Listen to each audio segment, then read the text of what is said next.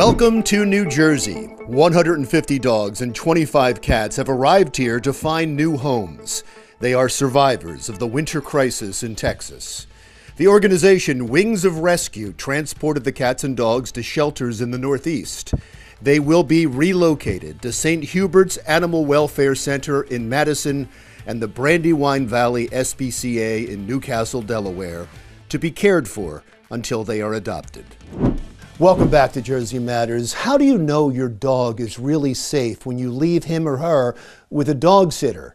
One New Jersey man suffered pure heartache after using a dog sitter he found on the internet. Jersey Matters' Phil Andrews has the exclusive. Phil. This is my friend Kaiser, and he and his sister Aspen and Roxy, well, they provide a lot of love, companionship, and of course protection to their owner, which is why people like to call him man's best friend, or if I'm being politically correct here, a woman's best friend too. Unfortunately, there are those out there with dubious intentions who try to take advantage of a pet owner's good nature. Take, for instance, the story of Joseph Fulham of Hillsborough, who had to find a temporary place to board his dogs Josie and Jude because his living situation had changed. Fulham turned to Rover.com, whose motto is, "Trusted sitters and dog walkers who treat your pets like family." Well, Fulham trusted, and he fell victim to the ultimate betrayal. I'm driving home on the Wednesday that this all kicked off with my kids in the car, and it's another number I don't know. I answer it, and a woman comes over and she goes, "My name is Laura.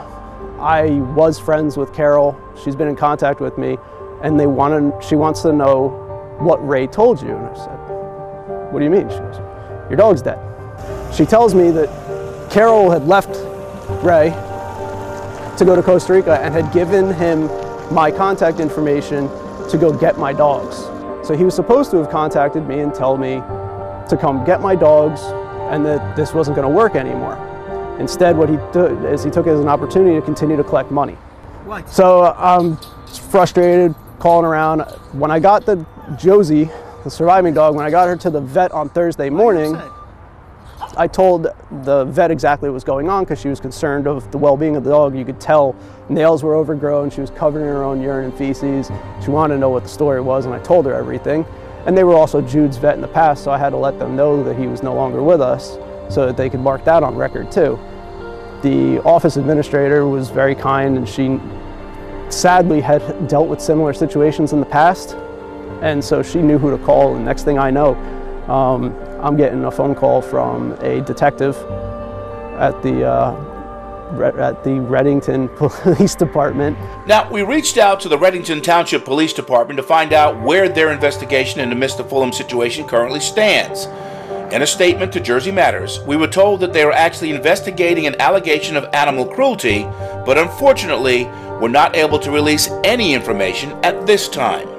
I don't know his definitive verdict, but I do know that they finally caught this guy, and they have assured me that he will never have the ability to do this again. Joseph Fulham, however, is not alone when it comes to being victimized by those with ill intentions. As a matter of fact, a recent study by the group Honest Paws found that online puppy scams increased by 280% during the pandemic, and that the fifth worst state to buy a puppy online is the Garden State. The New Jersey Better Business Bureau says the con is definitely on. We have had through our scam tracker 124 reports of online purchase scams, just mentioning puppies. Now, when in the market for buying a new puppy or a pet sight unseen, the Better Business Bureau says you should be aware of these red flags. No phone calls. The seller prefers to handle communication by email and not by phone. Copycat or stock photos. Photos of the dog or ad text can be found on multiple websites. Sketchy payment. The seller asks for the wiring of money or payment by gift cards. Be aware that if you choose a non-secure method of payment, it is highly unlikely that you will ever get your money back. But the most glaring red flag is, if it sounds too good to be true, it probably is. So the moral of the story here is, buyer beware. Do your homework and don't become the next victim of an online pet scammer. For Jersey Matters with all my furry friends, I'm Phil Andrews.